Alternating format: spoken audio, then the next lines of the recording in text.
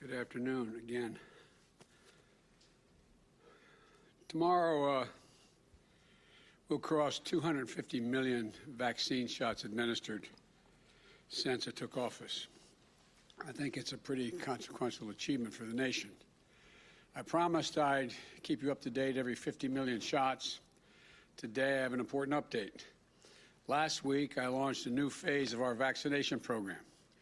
At that time, I set two new goals for our country.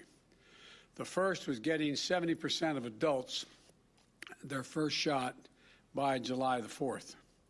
The second was having 160 million Americans of all ages fully vaccinated by that same date. I'm pleased to report we've made strong progress on the adult vaccination efforts in just the past few days by making it easier than ever to get vaccinated. You can visit vaccine.gov or text your zip code to 438829 to find a vaccination site near you. And we're also opened up thousands of federal pharmacy sites to vaccinations without appointment, so people can just walk up and get the shot. Now, more employers than ever are giving people time off as well to get their shots.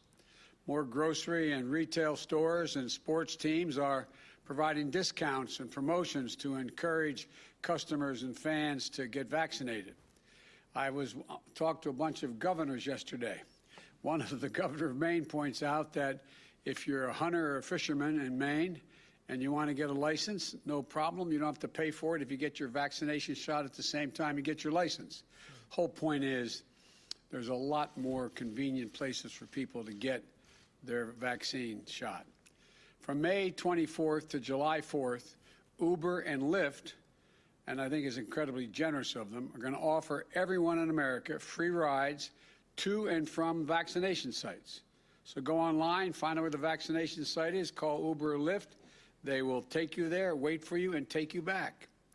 As a result, even though more than half of the adults in the country have already gotten their first shot, we have fewer people who need to be vaccinated than ever before, and we're actually seen a slight increase in the pace of vaccinations across the past week. And we're now on track to hit 60% of adults with at least one shot by next week. We still have a lot of work to do to get the adult vaccination rate to 70%, but I believe we're going to get there. So today, I want to talk about an exciting new development. When I spoke last week, I said we were hoping to soon add a new element to our vaccination program, vaccinations for adolescents ages 12 and older. And then on Monday, after rigorous, thorough review, the Food and Drug Administration, the FDA, authorized Pfizer vaccine for use in that age category, 12 and up. Today, an independent advisory committee to the Center for Disease Control and Prevention, the CDC, voted to recommend its use. Now, pending the CDC's final approval later today, we're going to have for the first time a safe and effective COVID-19 vaccine for adolescents over the 12 years of age. And this is one more giant step on our fight against the pandemic. I sincerely think the scientists, researchers, and clinical trial participants deserve our thanks. They've all made this possible. Because of them, nearly 17 million more Americans are eligible to get vaccinated, and now, I encourage each of them and their parents to get their vaccination shots right away. And here's why. We know that kids at this age, 12 and above, are at risk from COVID-19.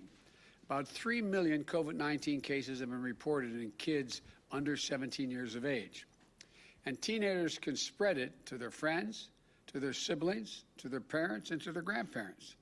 Now, that vaccine is authorized for ages 12 and up. And I encourage their parents to make sure they get the shot. As I promised last week, we're ready. This new population is going to find the vaccine rollout fast and efficient. As of tomorrow, more than 15,000 pharmacies across this country will be ready to vaccinate this age group. Most of these pharmacies are close to family as the family home, as the kids' school is to their family home. We're also going to be getting vaccines to pediatricians and family doctors, so parents and children can talk to their doctors who they trust about getting the vaccination, and they'll be able to do it at that office. We're also partnering with school-based clinics and community health centers. Of course, we remain focused on equity in our vaccine program. The vaccine is free for everyone, free. Additionally, if teens are on the move this summer, they can get their first shot in one place and a second shot elsewhere. And at the same time, we're also launching an important public education campaign. First and foremost, we're providing families with trusted medical information they need to make informed decisions about the vaccination and the vaccine. Our medical and scientific experts at CDC and the National Institute of Health will be out there in the public every day to answer questions and get the facts out. We will also be partnering with the healthcare providers, schools, community organizations, states and tribes and cities at the same time. The bottom line is this: the vaccine for kids between the ages of 12 and 15 are safe, effective, easy, fast, and free. So my hope is that parents will take advantage of the vaccine and get their kids vaccinated. And let's remember that millions of 16 and 17-year-olds have also been safely vaccinated. And as more and more Americans get vaccinated, COVID-19 hospitalizations and death rates continue to fall. Today, the New York Times reported the number of COVID hospitalizations in the United States since April of 2020, right after the start of this pandemic, is the lowest. Safe and effective vaccines are curbing the spread of the virus, and they're saving thousands of lives, and allowing millions of Americans to start returning to a closer to normal life. As I said earlier, for everyone 12 years and up, it's never been easier or more convenient to get vaccinated.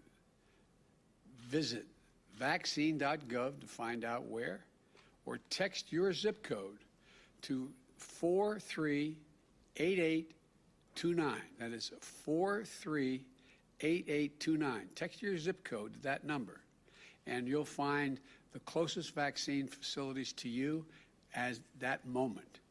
It's easy, it's convenient, and it's free. So if you haven't gotten vaccinated or still have questions, talk to someone you trust, your physician, your pharmacist, your next-door neighbor who got the shot. Talk to your faith leaders. Look at the folks in your community who've gotten vaccinated and are getting back to living their lives.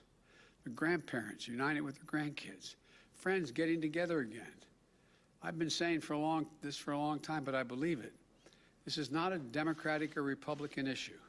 This is about life and death. It's about getting us closer to normal. Let me conclude with this. In light of the end that we've been talking about, there's a light at the end of the tunnel. Well, it's growing brighter and brighter. And we need all of you to bring it home. Americans ages 12 and up, get vaccinated. And on July 4th, let's celebrate our independence as a nation and our independence from this virus. We can do this. And as I said a little bit earlier today in another context, you know, I don't believe that the American people, there's any significant portion of American people who refuse to get vaccinated. You keep hearing about how Republicans won't and this. Look, if it's available, if it's nearby, if it's convenient, people are getting vaccinated. I believe the vast majority of Americans are going to get vaccinated. That's the route we're going now. So may God bless you all, and may God protect our troops. And if you've been vaccinated, you don't have to wear this outside around people unless there's really large groups, and you don't have to wear it inside if you're with people that that have also been vaccinated. So protect yourself, protect your neighbors. Thank you very much. Appreciate it. Mr. President, what do you say to Americans who are worried about the supply of gas and rising prices right now? We have been in very, very close contact with Colonial Pipeline, which is the one area you're talking about where one of the reasons the gasoline prices are going up. And I think you're going to hear some good news in the next 24 hours.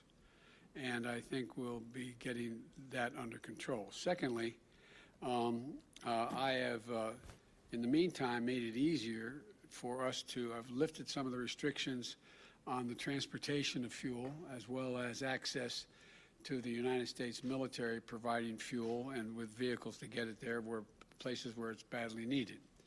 And I'd also point out that I think what this shows is that I think we have to make a greater investment in education as it relates to being able to train and graduate more people proficient in cybersecurity. I've been saying for a long, long time now, I know you could probably say it for me, but I think that one of the most important things we have to do to reclaim our place as a leading innovator in the world is to have a better educated workforce. And that goes back to the days a long time ago now, over 5 years ago, when I was vice president, and I surveyed all the Fortune 500 companies, said, what do you most need? And remember what they said, better educated workforce. But they're not spending money to educate the workforce. But it's important that we do this. And the cybersecurity piece is one I think you're going to see where we need significantly larger number of experts in the area of cybersecurity working for private companies, as well as private companies being willing to share data as to how they're protecting themselves. I think that's part of the long-term answer, not just in terms of energy, but across the board. I know that's not a direct response to your question, but it does impact on it, I think, down the road.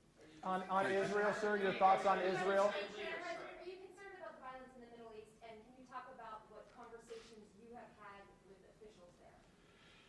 My national security staff and defense staff has been in constant contact with their counterparts in the Middle East, not just with the Israelis, but also with everyone from the Egyptians to the Saudis to the Emiratis, et cetera.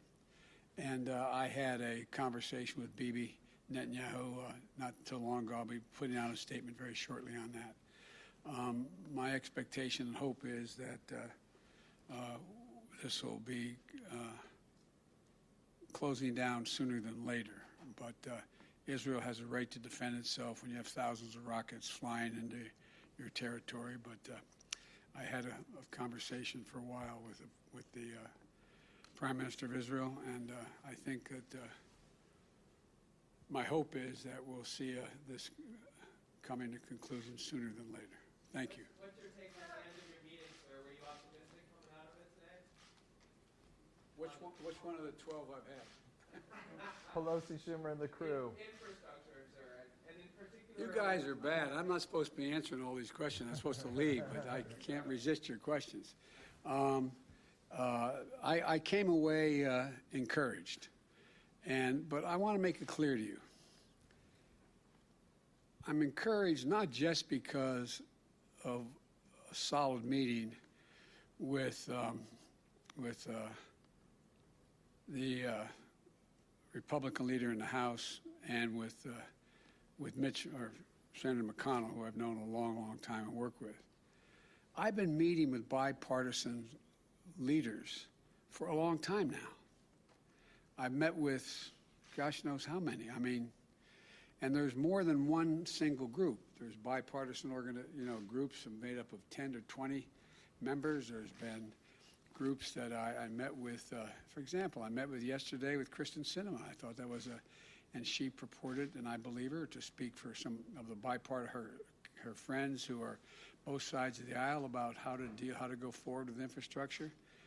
So I'm encouraged that there is room to have a compromise on a bipartisan bill that's solid and significant, and a means by which to pay for it without dropping all of the burden on middle class and working class people. Look, what's the one thing people are concerned about with the gasoline? Prices going up. Exactly right. And it matters if you make $40,000 a year. It matters if you're a two-family person that making $80,000, $90,000, two wage earners. It matters. And what I don't want to do, and this will be another discussion we didn't get into today, is how to pay for it. And if everything is paid for by a user fee, well then, you know, the burden falls on working class folks who are having trouble. We're getting them out of the, they're coming around, but this has to be a burden shared across the spectrum. Anyway, thank you guys. Should Americans be worried about inflation, sir?